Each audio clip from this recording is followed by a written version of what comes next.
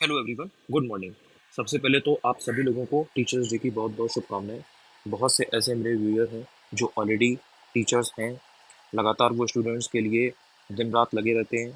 बहुत hectic schedule भी रहता है, उसके बावजूद भी अपनी पढ़ाई के साथ साथ वो लगातार वेलफेयर के लिए लगे रहते हैं। तो आप सभी बधाई के पात्र हैं। आप सभी लोगों को टीचर्स डे की बहुत बहुत शुभकामनाएं। कल रात से अभी तक जितने भी लोगों ने मुझे मैसेज किया, मुझे विश किया या शाम तक मुझे विश करेंगे, आप सभी लोगों को थैंक यू सो मच। आपकी विश, आपकी जितनी भी बधाइयाँ हैं मेरे लिए बहुत मैटर करती हैं। हर एक इंसान की, हर एक विश की बहुत वैल्यू है मेरे लिए। इसी तरह सपोर्ट अपना बनाए रखें। Thank you so much. I am really really grateful and really humble. आज एक इंपॉर्टेंट चीज़ के बारे में बात करने वाला हूँ। ये आपने शायद कल देखा भी हो, नहीं भी देखा हो तो शॉर्ट में आपको बता देता हूँ, बट इससे जो चीज़ सीखने वाली है उसको आपको जानना ज़रूरी है, तो उसको प्लीज़ सीख लीजिएगा। देखिए, ये एक न्यूज़पेपर में आया हुआ था, आई थिंक ये कल का था।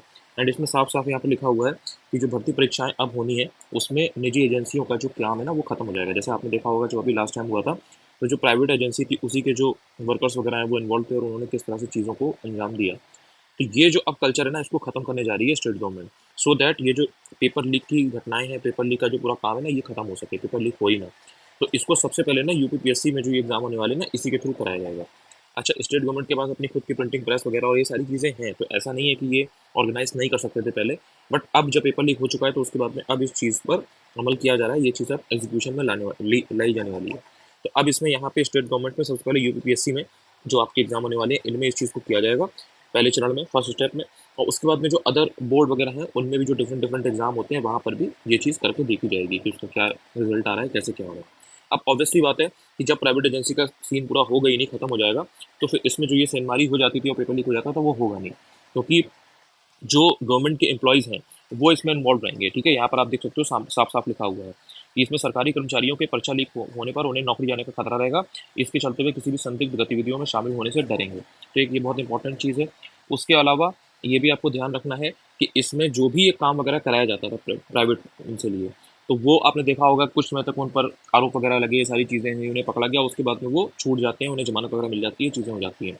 बट अगर गवर्नमेंट के एम्प्लॉय रहेंगे तो उनके पास होने के लिए और ज़्यादा चीज़ें होंगी, वो इतना ईजिली इस चीज़ से बचकर निकल नहीं पाएंगे। तो ये जो घटनाएं हैं ये कम होने के चांसेस हैं।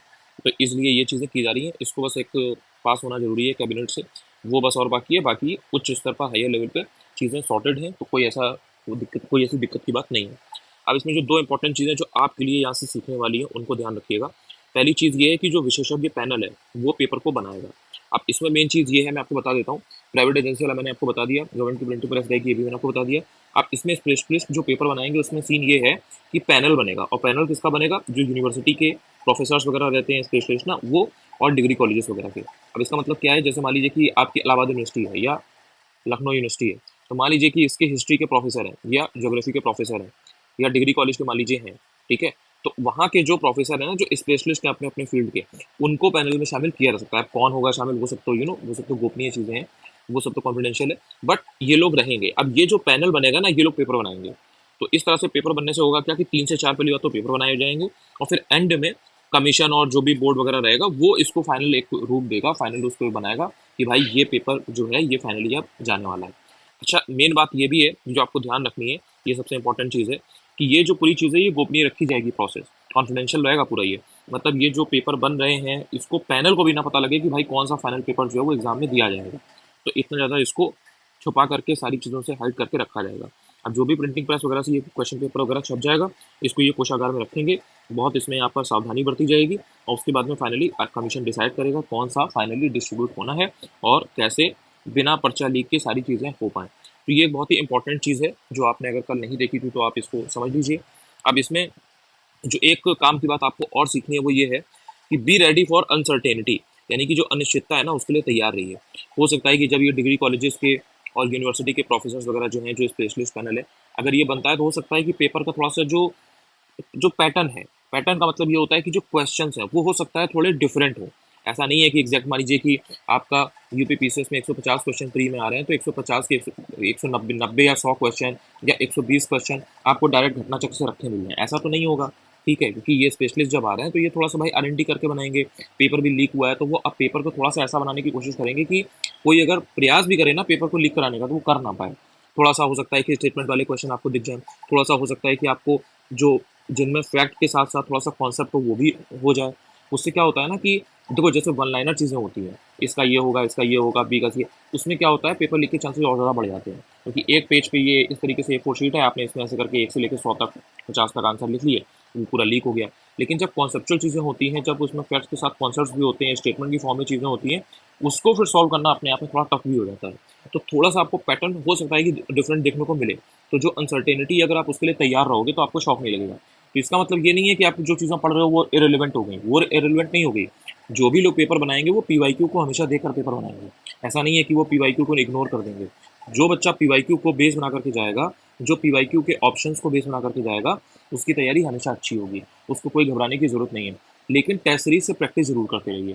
टेस्ट सीरीज से प्रैक्टिस करने से होता क्या है ना, कि आप जो नए क्वेश्चन हैं उनसे डील करना सीखते हो।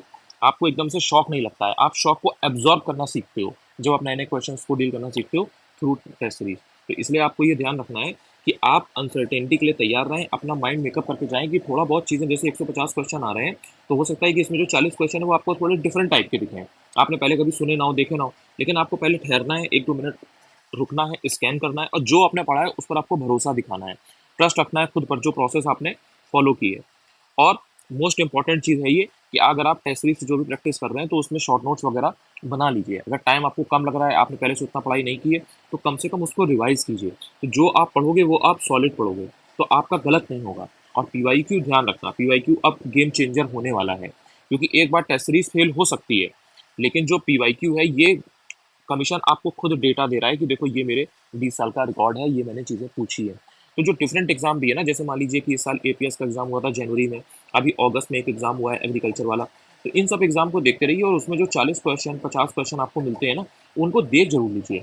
बहुत सारे क्वेश्चन कई बार रिपीट हो जाते हैं, 2 से 3 क्वेश्चन कई बार एक्जैक्टली कॉपी पेस्ट हो जाते हैं, वरना उनके जो ऑप्शन वगैरह है ना, या वो जो चीज़ पूछी गई है, या जो एरिया पूछा गया है, जैसे मान लीजिए कि वर्ल्ड ज्योग्राफी है, तो इसमें मान लीजिए कि आपसे अफगानिस्तान वाला जो रीजन है ये पूछा गया है, ठीक है। अब ये अफगानिस्तान वाला रीजन मान लीजिए कि आपसे एपीएस में पूछा गया। अब ये हो सकता है कि आपसे यूपी पीसीएस में भी अफगानिस्तान का रीजन ही पूछ ले, कि कौन कौन से यहाँ के जो 4 हैं ये कहाँ पड़ता है, क्या एरिया है, ये सब। तो इस चीज़ को ध्यान रखिएगा, तो आपको प्रॉब्लम नहीं होगी। इंपॉर्टेंट चीज़ थी, आई होप कि आप इस चीज़ को समझ गए होंगे और इस चीज़ का ध्यान रखेंगे। टेलीग्राम चैनल अगर ज्वाइन ना किया हो तो ज्वाइन कर लीजिएगा, अनुज चतुर्वेदी ऑफिशियल ही है, सेम यह यूट्यूब चैनल का नाम पर है। अगर आपको वीडियो से कुछ भी हेल्प मिलती हो तो चैनल को सब्सक्राइब करना ना भूलें। थैंक यू सो मच यार।